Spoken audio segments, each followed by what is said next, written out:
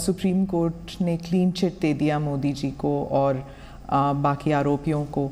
आपको कैसे महसूस हो रहा है? आप उस वक्त एक एमएलए थे। देखिए, सबसे पहले क्लीन चिट नहीं है, मैं इसके बारे में बाद में बात करूंगा। सुप्रीम कोर्ट ने पूरे आरोपों को खारिज किया है और आरोप क्यों घड़े गए इसके बारे में भी सुप्रीम कोर्ट ने कहा है। एक प्रकार से आप कह सकती हो कि सुप्रीम कोर्ट ने ये आरोप पॉलिटिकली मोटिवेटेड है, ये भी सिद्ध कर दिया है। सुप्रीम कोर्ट के जजमेंट ने सिद्ध किया है। जहां तक कैसा लगा का सवाल है, 18-19 साल की लड़ाई, देश का इतना बड़ा नेता एक शब्द बोले बगैर सभी दुखों को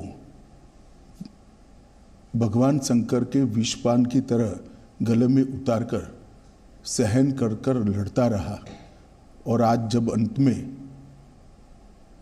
सत्य सोने की तरह बह रहा है, चमकता हुआ बह रहा है, तो आनंद ही होगा।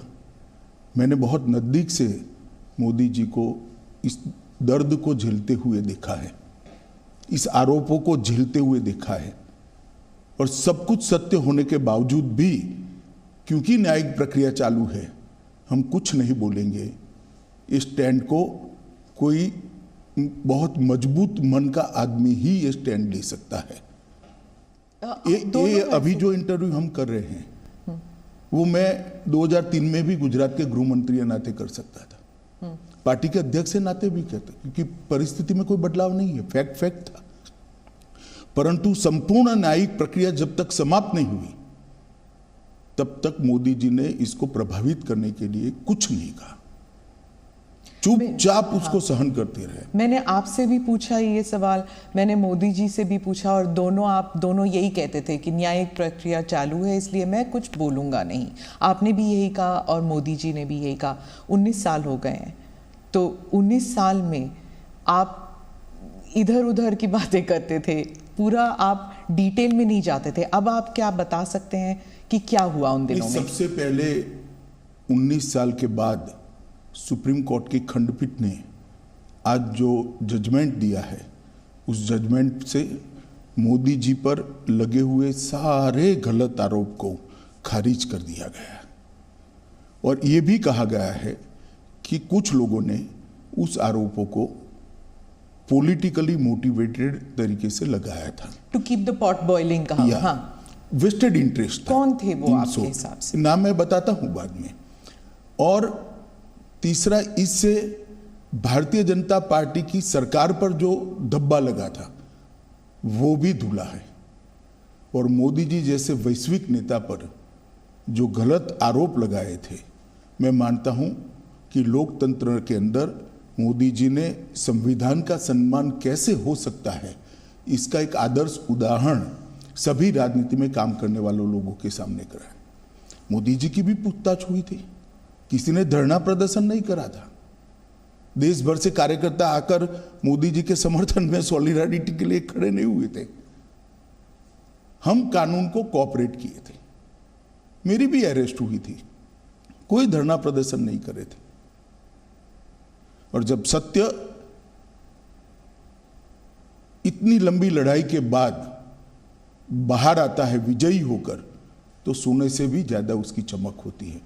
और मुझे बहुत अच्छा लग रहा है कि आज जिन लोगों ने भी मोदी जी पर आरोप लगाए थे, अगर उनकी अंतरात्मा है तो उन्होंने मोदी जी की और भारतीय जनता पार्टी की क्षमा मांगनी चाहिए। सिर्फ आरोप लगे थे क्या? दंगे हुए तो थे ना? आरोप क्या था? दंगे मोटिवेटेड थे। दंगों में राज्य सरकार का हाथ था, दंगों में मुख्यमंत्री का हाथ था, यहां तक भी कह गए। आरोप यह था। दंगे से कौन इनकार कर रहा है? देश में दंगे कई जगह पे हुए हैं। तो क्या उन दिनों में आप भी थे वहां पर? तो उन दिनों में क्या पुलिस जो है, जो कहते हैं कि पुलिस कुछ कर नहीं पाई, जो कुछ ऑफिशियल्स थे वो they were not able to do much, और बहुत से लोग कहते हैं कि वहाँ पॉलिटिकल जो व्यू था इस वजह से ना तो पॉलिटिकल ना तो ब्यूरोक्रेसी ना ही पुलिस इतना कर पाई रोकने के लिए, दंगे रोकने के लिए। देखिए, भारतीय जनता पार्टी की विरोधी राजनीतिक पार्टियां, कुछ आइडियोलॉजी के लिए राजनीति में आए हुए पत्रकार और कुछ एनजीओ ने मिलकर, ये त्रिकूट ने मिलकर ये आरोपों को इतना प्रचारित किया और इसका इकोसिस्टम भी इतना मजबूत था कि धीरे धीरे झूठ को ही सब सत्य मानने लगे। पर उस वक्त तो आपकी सरकार दिल्ली में भी थी और आपकी सरकार गुजरात में भी थी, तो फिर मीडिया को या फिर उन लोगों का नेटवर्क इतना स्ट्रांग कैसे था? हमारी सरकार का कभी भी मीडिया के काम में इंटरफेरेंस का दखल ही, मतलब हमारा एटीट्यूड ही नहीं है, ना उस वक्त करा था ना आज कर रहे हैं।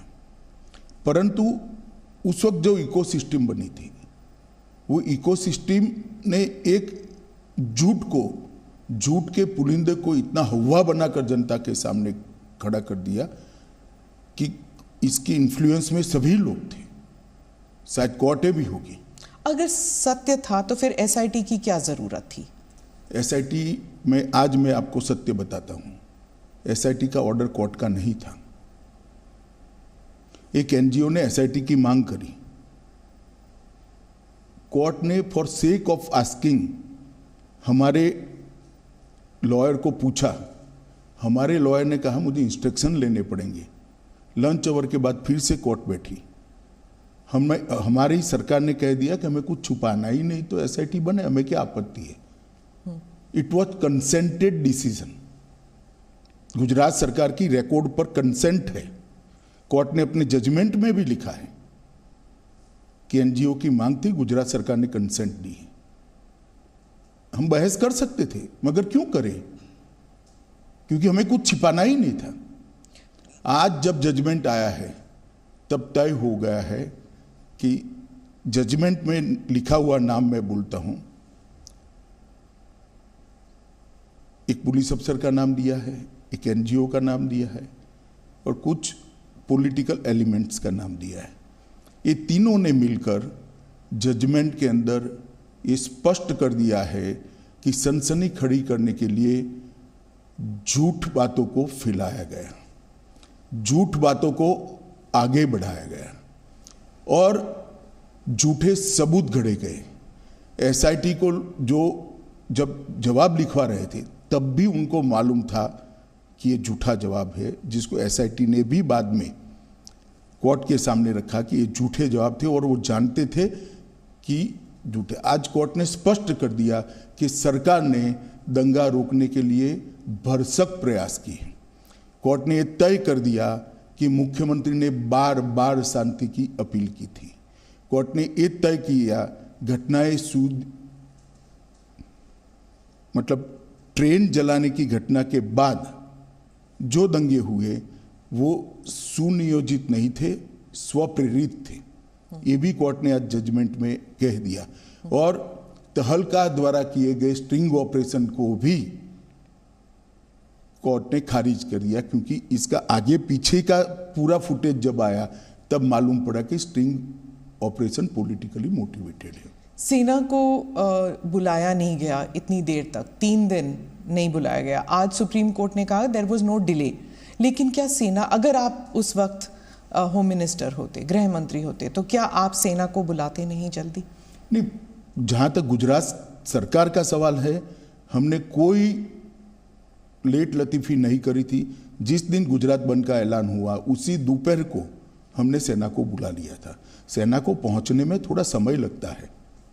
आप हमारा हिसाब मांगती है, मांगना भी चाहिए, मुझे जवाब भी देना चाहिए, परंतु मैं क्लियर कर दूं, जहां तक गुजरात सरकार का सवाल है, एक दिन की भी देरी नहीं की है। रिकॉर्ड बहुत स्पष्ट है, कोर्ट ने भी इसको अप्रिशिएट किया है। परंतु दिल्ली में सेना का मुख्यालय है, दिल्ली में इतनी सेना है, जब इतने सारे सिख भाइयों बहनों को मार दिया, 3 दिन तक कुछ नहीं हुआ। कितनी एसआईटी बनी? हमारी सरकार आने के बाद एसआईटी बनी। कितनी अरेस्ट हुई? इतने सालों तक सिख नरसंहार में विपक्ष की सरकारें रही, कभी अरेस्ट नहीं हुई, और वो लोग हम पर आरोप लगा रहे हैं पार्शियलिटी के।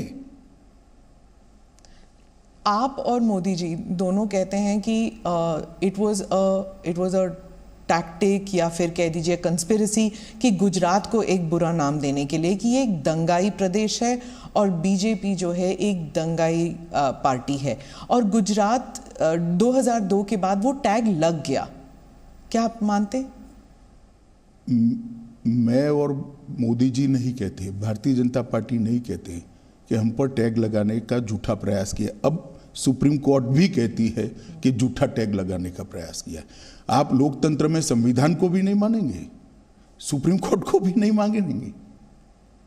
पॉलिटिकल स्टेटमेंट सच्चे या सुप्रीम कोर्ट का सब एविडेंस एप्रिशिएट कर कर लिया गया फैसला सच्चा, ये देश की जनता ने तय करना पड़ेगा, आप जैसे पत्रकारों ने भी तय करना पड़ेगा। और अगर ये मत बनता है कि सुप्रीम कोर्ट का एप्रिशिएट हुआ एविडेंस एप्रिशिएट करने के बाद दिया गया फैसला सच्चा है, तो अब क्वेश्चन उठाने चाहिए। पत्रकारों की जिम्मेदारी है, जिन्होंने आरोप लगाए थे उनके ऊपर पूछना चाहिए उनको कि क्या आधार था ये आरोप का, और आधार था तो क्यों नहीं गए सुप्रीम कोर्ट में। आपने एनजीओज का जिक्र किया, कौन से एनजीओज हैं, क्या किया उन्होंने? देखिए, मैंने बहुत हरीडली जजमेंट को पढ़ा है, मगर इसमें तीस्ता सेटलवाड का नाम बहुत स्पष्ट दिया है। तीस्ता सेटलवाड की एनजीओ थी, नाम तो मुझे मालूम नहीं है उनका। उन्होंने हर थाने में इस प्रकार की भारतीय जनता पार्टी के कार्यकर्ताओं को इन्वॉल्व करने वाली एप्लीकेशनें दे दी थी, और मीडिया का दबाव इतना था कि सभी एप्लीकेशनों को सच मानकर ट्रीट किया गया। मीडिया और एनजीओज का एक नेक्सस था, आप कह रहे हैं। इन दोनों ने मिलकर 20 साल तक चलाया ये पूरा? ना 20 साल नहीं चला, 2002 और 2022। स्मिता बहन, सबसे बड़ी बात तो जनादेश होता है और जनता सब देखती है। 130 करोड़ लोगों के 260 करोड़ आंख होती है, 260 करोड़ कान होते हैं, सब देखती है, सब सुनती है। हम कभी चुनाव नहीं हारे। जनमानस ने, जनता ने कभी भी ये आरोप को स्वीकारा नहीं। मीडिया, एनजीओ और हमारी विरोधी पॉलिटिकल पार्टी आरोपों को चलाते गई। बहुत से लोगों का मानना है कि एसआईटी इन्फ्लुएंस हुई थी, बीजेपी का दबाव था एसआईटी के ऊपर। हालांकि सुप्रीम कोर्ट ने तो कुछ और ही कहा है अभी, लेकिन इतने साल तक जब इन्वेस्टिगेशंस चल रहे थे तो उस टाइम सालों साल डिले करते गए। तो इस देखिए, एसआईटी की रचना हमने नहीं करी थी, देश की सर्वोच्च अदालत ने करी थी। अफसर का चयन भी हमने नहीं करा था, देश की सर्वोच्च अदालत ने एनजीओ को सुनने के बाद करा था। और जो अफसर रखे गए थे वो भारतीय जनता पार्टी के रूल स्टेट से नहीं लिए गए थे, सेंट्रल गवर्नमेंट के लिए गए थे। और तब तक सेंट्रल गवर्नमेंट बदल चुकी थी, यूपीए की आ चुकी थी। तो एसआईटी इन्फ्लुएंस नहीं हुई थी? जरा भी इन्फ्लुएंस नहीं। और कोर्ट मॉनिटरिंग केस था, कैसे इन्फ्लुएंस होती? इतने महंगे महंगे लॉयर एनजीओ की ओर से अपीयर होते थे। जैसे जाकिया जाफरी कहती थी, जो आप महंगे लॉयर्स की बात कर रहे हैं, कि आपकी तरफ के जो लॉयर्स थे वो बहुत हेविली पेड थे, उनकी तरफ से नहीं थे। एसआईटी के लॉयर्स जो थे हमारी ओर से, हमारे लॉ ऑफिसर ही थे और कोई नहीं था। हाँ, उनको बहुत लॉ ऑफिसर को इतना पैसा नहीं मिलता है, आप जानती हो। इसके पेमेंट का एक सिस्टम होता है, इसका रेट शब्द प्रयोग ठीक नहीं है, मगर उनकी फीस तय होती है। और कई सारे इतने गलत बातें कि फायरिंग में सिर्फ मुसलमान मारे गए, कोर्ट ने आज ये भी नकार दिया कि ऐसा नहीं हुआ है। फायरिंग में मुसलमान नहीं मारे गए, लेकिन दंगों में तो मुसलमान मारे गए ना। देखिए स्मिता जी, एक बात आप समझ कर चलिए, जिस तरह से 60 लोगों को जिंदा जला दिया था, उसका समाज में आक्रोश था। और जब तक दंगे नहीं हुए तब तक किसी ने इसका क्रिटिसिज्म भी नहीं किया, accept Bharatiya Janata party. Congress party का एक भी स्टेटमेंट, पार्लियामेंट चल रही थी उस दिन, किसी ने दुख भी व्यक्त नहीं किया कि 60 लोगों को जिंदा जलाने की घटना का आप भर्त्सना भी नहीं करोगे, निंदा भी नहीं करोगे। इतनी बड़ी वोट बैंक पॉलिटिक्स होगी। आज सुप्रीम कोर्ट ने यह भी कह दिया कि जाकिया जाफरी किसी और के निर्देशन पर काम करती थी। कई सारे विक्टिम्स का एफिडेविट एनजीओ ने साइन कर दिए विक्टिम को मालूम ही नहीं है। आपके हिसाब से किसने किया, क्यों किया जाकिया जाफरी के? सब जानते हैं ना कि तीस्ता सेतलवाड जी की एनजीओ ये सब कर रही थी, केवल और केवल। और उस वक्त जो यूपीए की सरकार आई उसने ढेर सारी मदद करी है तीस्ता सेतलवाड की एनजीओ को, ढेर सारी मदद करी है, सबको मालूम है, पूरे लुटियन दिल्ली को मालूम है। गुजरात में तो आपकी सरकार थी इतने साल। गुजरात में हमारी सरकार थी, मगर जो एनजीओ थो उसको भारत सरकार ने मदद करी है, सब जानते हैं। और केवल मोदी जी को टारगेट बनाकर ये सब किया गया, उनकी छवि को हानि पहुंचाने के लिए किया गया, उनको दंगों के केस में उनकी लिप्तता बनाने के लिए किया है। मगर सत्य को कुछ नहीं होता है। ये लंबी लड़ाई मोदी जी ने बहुत धैर्यपूर्वक सारी वेदनाओं को, वो विष को हजम करते हुए लड़े और आज चमकते सूर्य की तरह सत्य बाहर आया है। मोदी जी जीत कर बाहर आए हैं। भारतीय जनता पार्टी के दंगों का कोई आरोप नहीं रहता। और मैं पूछना चाहता हूं, जो हम पर लगाते हैं, उनके शासन जहां जहां रहे हैं वहां दंगे नहीं हुए हैं क्या? उत्तर प्रदेश का वो इतिहास उठाकर देख लीजिए। पर कभी लेबल नहीं लगा किसी पर? लेबल लगाया नहीं आप लोगों ने, लेबल हमने थोड़ी ना लगाया है, लेबल फैक्ट के आधार पर थोड़ी ना लगा है। आप भी नहीं लगा पाए एज अ पॉलिटिकल पार्टी? हम करते ही नहीं, हम करना भी नहीं चाहते। हम क्यों किसी पर लगाए लेबल? दंगों का पॉलिटिकल उपयोग करना ही नहीं चाहिए। गुजरात में जब भी इन्वेस्टमेंट समिट होता था, हर अखबारों में दंगों पर आर्टिकल आ जाते थे। 10 साल तक, 12 साल तक कंटिन्यूअस आए। मोदी जी जब भी विदेश जाते थे, उनको एम्ब्रेस करने के लिए विदेश के अखबारों में आर्टिकल छपाए गए। एक व्यक्ति को परेशान करने के लिए कैसा हो सकता है? मुझे तो लगता है आप जैसे व्यक्तियों ने थीसिस लिखना चाहिए कि विसिएट कैंपेन कैसा होता है। ये कैंपेन चलाने वालों से सीखिए। तो इसलिए सुप्रीम कोर्ट का ये वर्डिक्ट इतना अहम क्यों है पार्टी के लिए और मोदी जी के लिए? मतलब आप जब इतिहास लिखेंगे आपकी पार्टी के लिए तो 20 साल बाद, क्योंकि आज का जो युवा है वो तो जानता भी नहीं शायद 2002 में हुआ क्या, क्योंकि ये 20 साल पुरानी बात है। तो आज के युवा जब ये देखेंगे तो उस दिन क्या हुआ, उन 3 दिनों में क्या हुआ? क्या आपको अब कोई रिग्रेट्स हैं? और अब आप क्या देखते हैं इस सुप्रीम कोर्ट के वर्डिक्ट को? पहले एक बात समझ लीजिए, आज का युवा नहीं जानता है ऐसा आप कह सकते हो।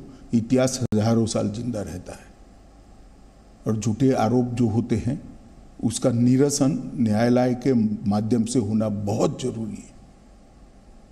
और इसलिए लंबी लड़ाई, 18-19 साल लंबी लड़ाई मोदी जी भी लड़े हैं और सत्य ढूंढने वाले लोग भी लड़े हैं और आज विजयी होकर बाहर आए हैं। झूठ के खिलाफ लड़ाई लड़नी चाहिए और मोदी जी डट कर लड़े हैं, धैर्यपूर्वक लड़े हैं और आज विजयी होकर बाहर आए। पार्टी के लिए ये कितना सिग्निफिकेंट है पॉलिटिकली, मैं पूछ रही हूँ? बहुत सिग्निफिकेंट है। पॉलिटिकली कम, परंतु जिस प्रकार से मेरे पार्टी के सर्वोच्च नेता को विक्टिमाइज करने का प्रयास किया गया और आज कोर्ट ने उसकी धज्जियां उड़ा दी हैं, मैं मानता हूं ये जजमेंट भारतीय जनता पार्टी के हर कार्यकर्ता के लिए, न केवल मोदी जी के लिए, हर कार्यकर्ता के लिए। मोदी जी के लिए तो खैर आत्मसंतोष का विषय हो सकता है, हर कार्यकर्ता के लिए गौरव का विषय है कि आज जो झूठे आरोप हमारे सर्वोच्च नेतृत्व पर लगाए थे वो सारे खारिज हो गए। लेबोरेटरी ये एक टर्म बन गया था कि जो गुजरात में जो एक्सपेरिमेंट किया गया, यानी कि बिना मुसलमानों के सरकार हम बना सकते हैं, बिना मुसलमानों के वोट के हम सरकार बना सकते हैं, और अगर मुसलमान ज़रा सा इधर या उधर हो जाए, लाइन पे ना चले, तो दंगे करा सकते हैं। ये एक गुजरात एक्सपेरिमेंट और गुजरात लेबोरेटरी करके जो अपोजिशन पार्टीज़ कहते हैं कि बीजेपी जो है ये इसको एक पॉलिटिकल साइंस बना दिया है उन्होंने, और वो हर राज्य में इस्तेमाल करती है। देखिए, अब जैसा जिस कलर के ग्लास का चश्मा पहनेगी ऐसा दिखाई पड़ेगा। आप कांग्रेस के शासन के जो आपको ठीक लगे वो 5 साल, और भारतीय जनता पार्टी के शासन से जो आपको ठीक लगे वो 5 साल ले लो। कितने घंटे कर्फ्यू रहा, कितने लोग मारे गए, कितने दंगे हुए और दंगे का ड्यूरेशन क्या था।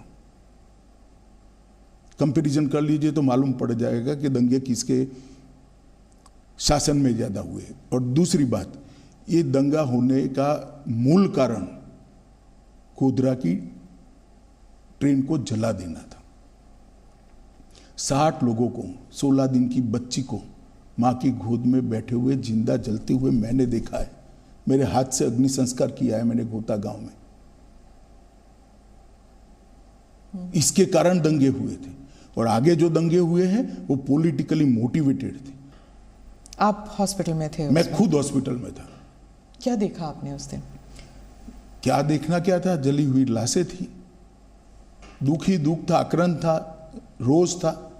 आप एमएलए थे लेकिन आपकी कॉन्स्टिट्यूएंसी में ज़्यादा दंगे हुए नहीं कंपेयर टू बाकी जगहों में। अगर आप उस वक्त इंचार्ज होते, अगर आप होम मिनिस्टर होते तो आप क्या करते अलग उस वक्त? देखिए, जो भी लोग थे उन्होंने अच्छा काम किया था, मगर घटना के कारण रोष इतने व्यापक मात्रा में था जिसकी भनक किसी को नहीं लगी थी, किसी को नहीं लगी थी, ना पुलिस को लगी थी ना किसी को लगी थी, और बाद में किसी के हाथ में ही नहीं रहा सर। और देखिए, इस बात पर अनेक अदालतों में, एक सुप्रीम कोर्ट के रिटायर्ड जज के कमीशन में सब जगह बहस हो चुकी है। ये मोदी जी को कोई पहली क्लीन चिट नहीं है, नानावटी कमीशन ने भी क्लीन चिट दी है, फिर भी एसआईटी बनाई गई। और मोदी जी एसआईटी के सामने कोई नाटक करते हुए नहीं गए थे कि भी मेरे समर्थन में आ जाओ, गांव गांव से आओ, नहीं आते तो फिर एमएलए को बुला लो, एमपी को बुला लो, एक्स एमपी को बुला लो और धरना करो। पर क्यों नहीं गई बीजेपी, क्यों नहीं गई अब सपोर्ट? हम मानते थे कि हमने न्याय में सहयोग करना चाहिए, न्यायिक प्रक्रिया में सहयोग करना चाहिए। सुप्रीम कोर्ट का ऑर्डर है, एक एसआईटी काम कर रही है। एसआईटी अगर चाहती है मुख्यमंत्री जी को कुछ सवाल पूछना, तो मुख्यमंत्री स्वयं कहते हैं कि मैं कोऑपरेट करने के लिए तैयार हूं। किस चीज का आंदोलन करना है? और आपको उस वक्त लगा कि ये पॉलिटिकल वेंडेटा है कि आपको जेल में डाल दिया? मैं तो भाग्य मानता हूं। क्यों? मैं भाग्य में मानता हूं, और मेरा तो जिन्होंने भी किया भला ही किया है। तो ये आप समझते हैं कि आपकी भलाई में हुआ? कैसे? नहीं, जो हुआ भले के लिए हुआ, बाद में परिणाम अच्छे आए। आप मुझे बताइए कि अब आप 20 साल अगर आपको रिवर्स पे देखना पड़े तो क्या मोदी जी कर सकते थे जो उन्होंने नहीं किया? ऐसा है, सब कुछ किया है। मैं तो बहुत नजदीक से देख रहा था। इतने डिटेल में शायद ही किसी मुख्यमंत्री ने काम किया था।